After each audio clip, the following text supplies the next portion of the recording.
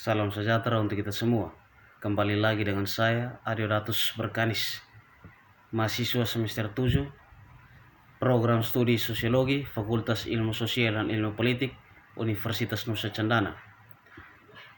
Kali ini kita akan membahas lanjutan dari tugas mata kuliah Sosiologi Terapan, yaitu tugas yang ke-15. Untuk tidak memperpanjang waktu, langsung saja kita ke pokok materinya. Menuju masyarakat informasi inklusif. Pemanfaatan ekonomi yang ditawarkan di internet seperti harga yang lebih rendah dari lebih besar pilihan. Ketika budaya massa bermigrasi ke dunia maya, banyak yang akan berlipat ganda dirugikan, tidak hanya secara ekonomi, tetapi juga secara sosial, dengan menyusun belanja sosial dan ketidakpedulian politik dalam menangani informasi yang masalah sipil. Perpecahan ini kemungkinan akan tumbuh lebih akut. Terlebih lagi, file masyarakat pengawasan yang muncul di mana alat informasi terbaru dan jaringan komunikasi digunakan untuk lebih jauh mengesampingkan etnis dan ras minoritas, menyebarkan awan gelap ke masa depan. Tidak mengherankan pendorong utama untuk terburu-buru masuk ke dunia maya adalah ekonomis. Institusi politik meniru perusahaan swasta IBM dan JISJOS yang telah menghemat miliaran dolar melalui transaksi tanpa kertas atau e-work dan manajemen rantai pasokan virtual. Sejak pemerintahan pundi-pundi kosong, para pejabat mencari cara cepat dan murah untuk bertemu kebutuhan sosial. Daripada mengeluarkan uang untuk mencetak pamflet, mungkin situs web akan melakukan hal yang seperti ini atau hal yang serupa. Mengapa menyelesaikan transaksi kertas ketika Anda bisa mengubahnya kepada pelanggan secara elektronik untuk sebagian kecil dari biaya? Siapa yang bisa berdebat mengambil jalan pintas ketika pemerintah tampaknya memiliki sedikit alternatif? Tidak ada yang bisa lebih jauh dari kebenaran pemerintah dan publik lainnya. Lembaga seperti sekolah wajib memberikan layanan tanpa cacat kritik yang pedas. Penduduk yang secara hukum berhak atas layanan tidak dapat disangkal manfaat karena pemerintah telah menemukan cara yang lebih murah untuk menawarkannya. Bagaimana badan publik dapat membenarkan pengalihan, katakanlah perizinan dan pendaftaran pada antrean?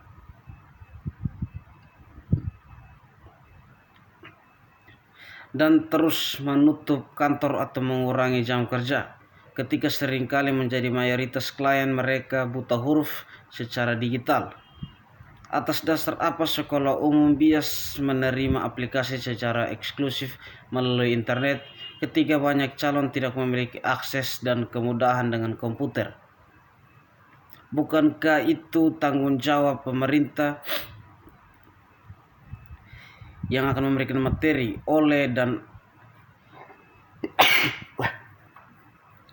dan agar orang-orang bertemu orang di mana mereka berada, bukan di mana mereka ingin menjadi seperti itu? Sebuah lembaga atau lembaga yang memberikan informasi dalam format PDF saja, misalnya menutup orang yang tidak mampu perangkat komputasi dengan koneksi internet dan yang tidak memiliki eksistensi keterampilan untuk menggunakan alat secara efektif. Karena semakin banyak institusi dan organisasi mendigitalkan penawaran mereka, mengurangi sifat dan menutup kantor, kami dengan cepat menemukan diri kami di perbatasan baru dari hak-hak sipil.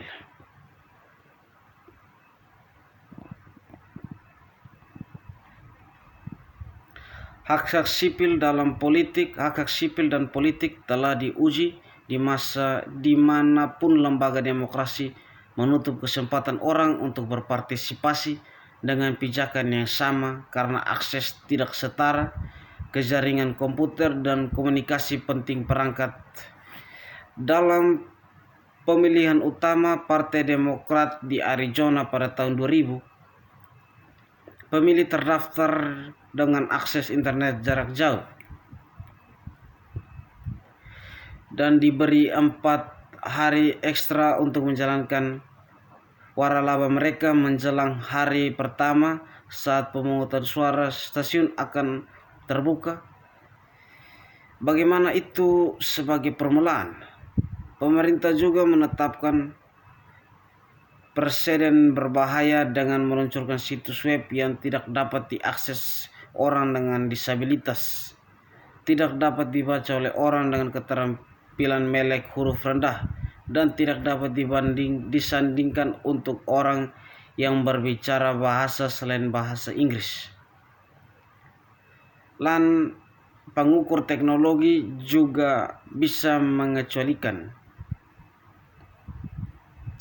Di Alabama, sebuah agen tenaga kerja disiapkan baliho yang mengiklankan layanan bantuan pekerjaan satu atap, tetapi hanya memberikan URL sebagai informasi kontak. Warga angkat senjata karena sedikit penerima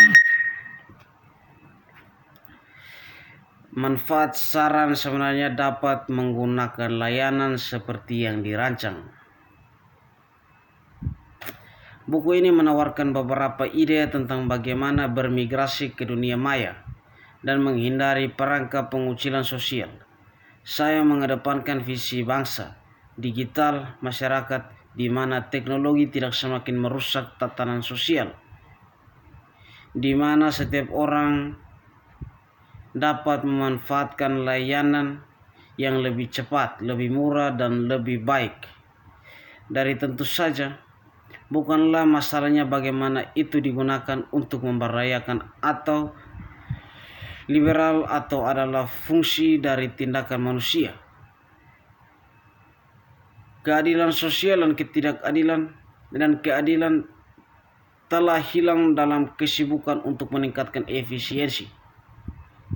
Seringkali di bench of equity, memperluas akses ke perangkat komputasi dan komunitas jaringan adalah langkah pertama yang jelas untuk meningkatkan peluang. Meningkat persembahan yang ditujukan untuk mempertajam keterampilan literasi digital juga penting untuk digerakkan jutaan manusia menjadi pusat kehidupan ekonomi dan sosial. Tujuan dari bangsa digital tidak hanya untuk melakukan sesuatu dengan lebih cepat, itu untuk melakukannya yang berbeda, merevolusi cara kita mendidik orang, memberikan perawatan kesehatan, dan terlihat dalam pekerjaan produktif. Menerapkan visi bangsa digital akan menyelamatkan negara miliaran dolar selama tahun-tahun mendatang dan akan sangat membantu meningkatkan kualitas hidup seiring teknologi memperluas pilihan dan peluang. Di arena penyampaian kesehatan dan e-work sendiri, informasi komunikasi teknologi mengundang kita untuk menyegarkan pendekatan kita terhadap pengobatan pedesaan dan pengurangan lalu lintas. Aplikasi di komunikasi terpencil menyelamatkan nyawa dalam diagnosis dan pengobatan waktu yang nyata. Transisi ke e-work dapat menghemat ribuan dolar per komputer karena hilangnya produktivitas dan bahan bakar konsumsi. Belum lagi memiliki lingkungan dan psikologi yang positif. Efek dari iklan menutup mata terhadap janji agenda bangsa digital seperti yang telah dilakukan oleh banyak pemimpin akan memperburuk ketimpangan sosial dan menyebabkan kematian banyak komunitas yang sudah terpinggirkan. Harapan saya buku ini menghidupkan kembali debat nasional tentang bagaimana kami akan menghadapi tantangan dan peluang yang dibutuhkan oleh media yang kaya dan masyarakat yang berteknologi intensif. Kelalaian dan keraguan akan jauh mencapai konsekuensi dalam hal keunggulan kompetitif yang hilang, berkurang produktivitas, dan pengucilan sosial. Hanya mengandalkan pasar untuk arbitrate kebutuhan sosial tanpa intervensi kolektif untuk mendorong kesetaraan dan solidaritas hanya akan memperburuk kesenjangan dan kesempatan untuk kinerja.